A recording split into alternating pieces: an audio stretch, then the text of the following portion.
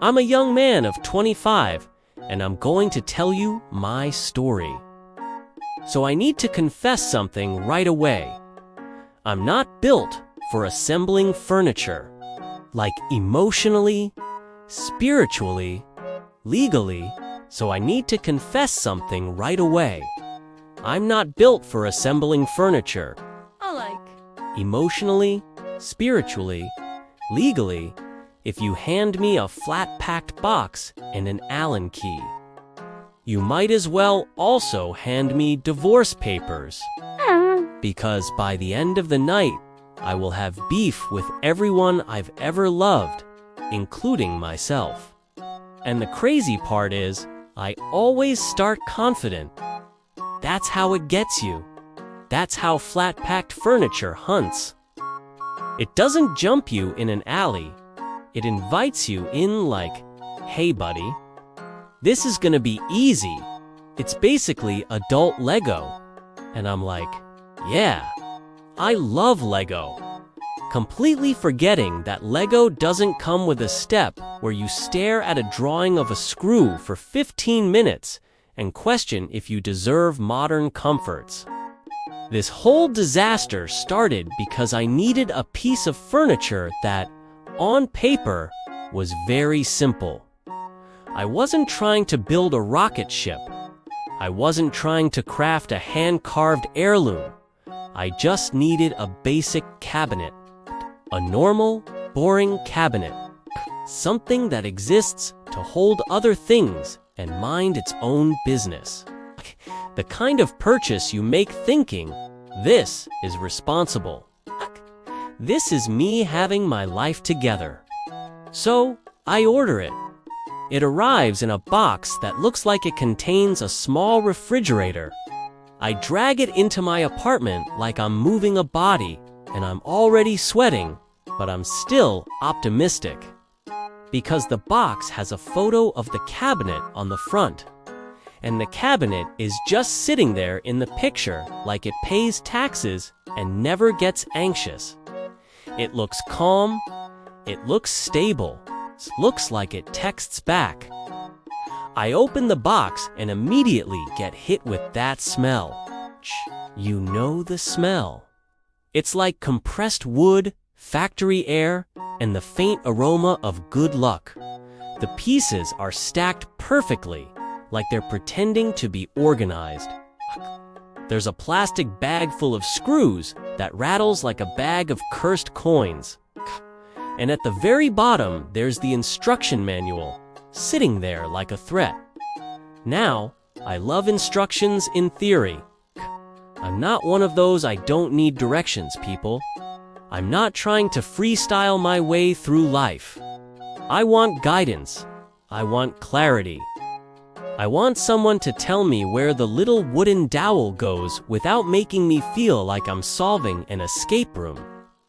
But flat-pack instructions are never written for humans. They're written for a species that communicates exclusively through vague line drawings and emotional cruelty. You open the booklet, and the first page is always a cartoon person smiling while holding the finished product as if assembling it is a joyful afternoon activity. This little stick figure guy has perfect posture, no sweat, no tears, no 1,000-yard stare. He's not even wearing shoes. He's barefoot, thriving, holding a completed cabinet like it's a fresh-baked pie.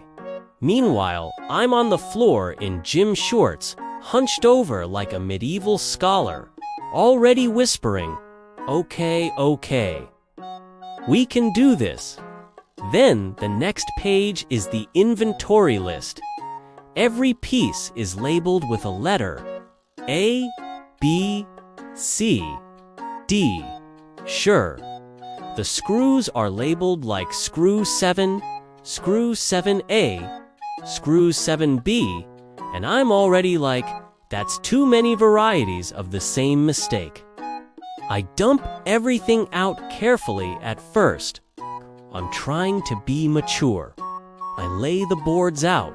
I separate the screws. I do that thing where you pretend you're going to be organized the entire time, which is adorable. I'm even using the cardboard box as a little sorting area, like I'm doing surgery. And then I pick up the Allen key. Why is it always the Allen key? Why is the tool always a tiny L-shaped piece of metal that's designed to slowly erode your will to live? It's never a normal screwdriver. It's never something comfortable. It's always a little bent rod that says, I hope you enjoy turning me 1 centimeter at a time for the next 6 hours. So I start. Step 1. Attach board A to board B using dowels, C, and screws 7B. Great. Simple.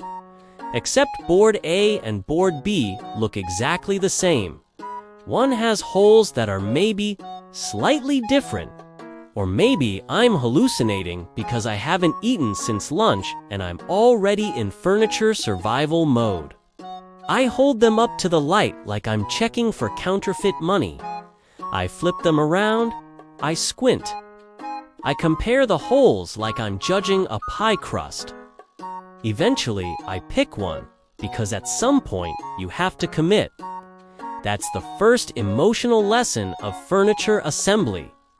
You will make choices with incomplete information and you will live with the consequences. I insert the dowels.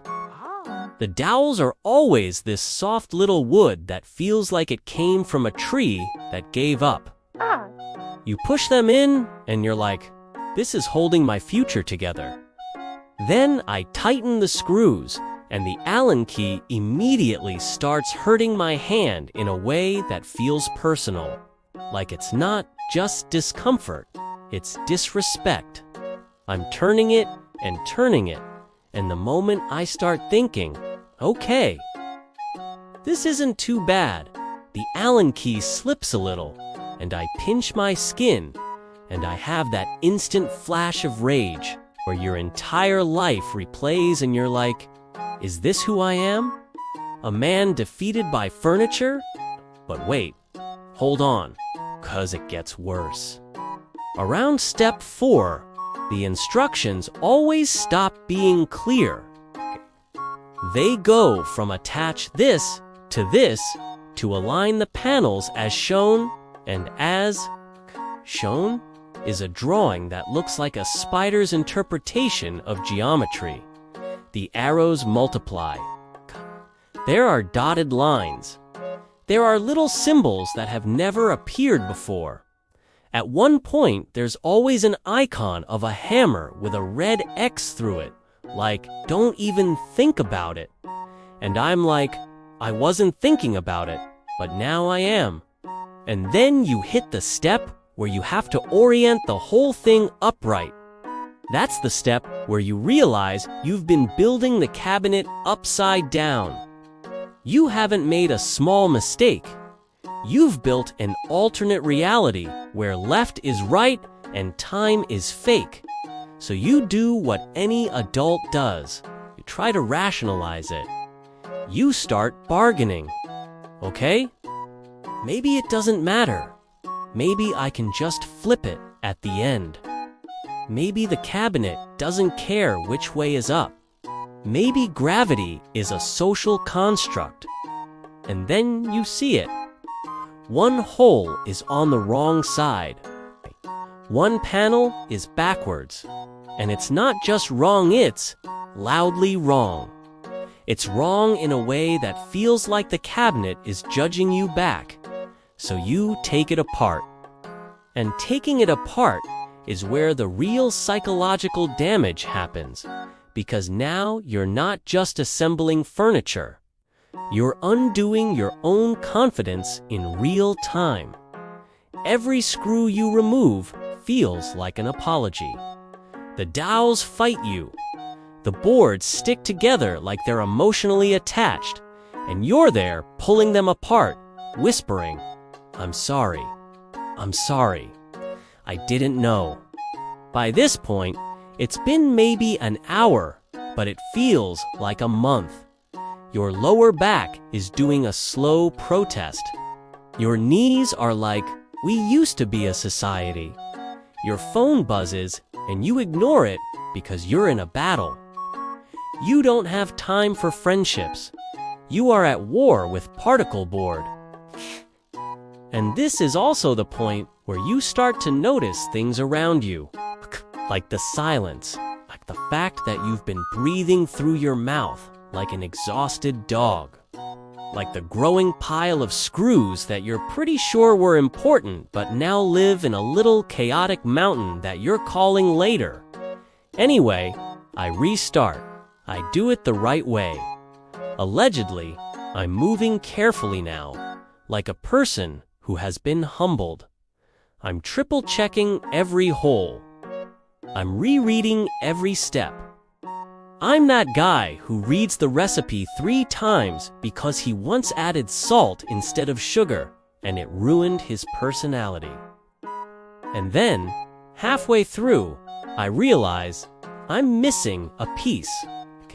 Not like a I can improvise piece. Not like a maybe it's optional piece. A crucial piece. It's a bracket. A little metal bracket. The kind of bracket you don't notice until you don't have it. And then, suddenly, it's the cornerstone of civilization. I freeze. I stare at the parts pile. Stare at the instruction manual like it owes me money. I go back to the box. I shake the box like maybe it's hiding in a corner. I check the plastic bag again. I check under the cardboard. I check the floor. I check inside my own pockets like I might have absent-mindedly put a metal bracket in my shorts. Nothing. And the emotion that hits you in that moment is so specific. It's not just frustration, it's betrayal. Because now you're not failing. The product is failing you. And that feels different. So I do what every modern adult does. In a crisis, I go online. Sitting there on the floor, surrounded by wood. Holding my phone with dusty hands, searching missing bracket cabinet assembly help, like I'm trying to diagnose a disease. And the internet is like, this is common, which is somehow comforting and also horrifying. Like, oh, so this has happened to thousands of people. Great. There's a support group. Then comes the customer service decision. The moment where you have to choose between your pride and your sanity. Because you can either call customer service, admit you're a grown adult missing bracket queue, and wait 3 business days for them to ship a tiny piece of metal. Cool. Or you can go to a hardware store and try to match it like you're recreating a rare artifact. And of course, I choose the third option. I try to keep building without it because I'm delusional, because I'm stubborn, because I'm in too deep. So I keep going, telling myself, maybe it'll be fine, maybe it's just extra.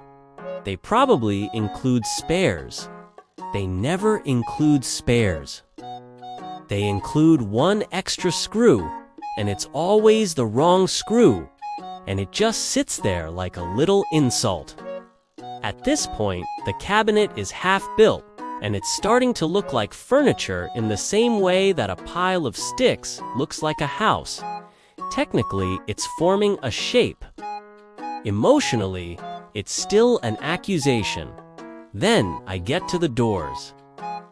And doors are where dreams go to die, because doors require alignment. Doors require precision. Doors require you to believe that 2 flat pieces of wood can meet perfectly in a world where nothing is perfect. You attach the hinges, and the instructions say something like, adjust as needed. As needed. As needed by who? By God. So I hang the door, and it's immediately crooked. It's not a little crooked. It's like it has a personality. It's leaning away from the cabinet like, I don't want to be here. I adjust the hinge. I tighten a screw. I loosen a screw.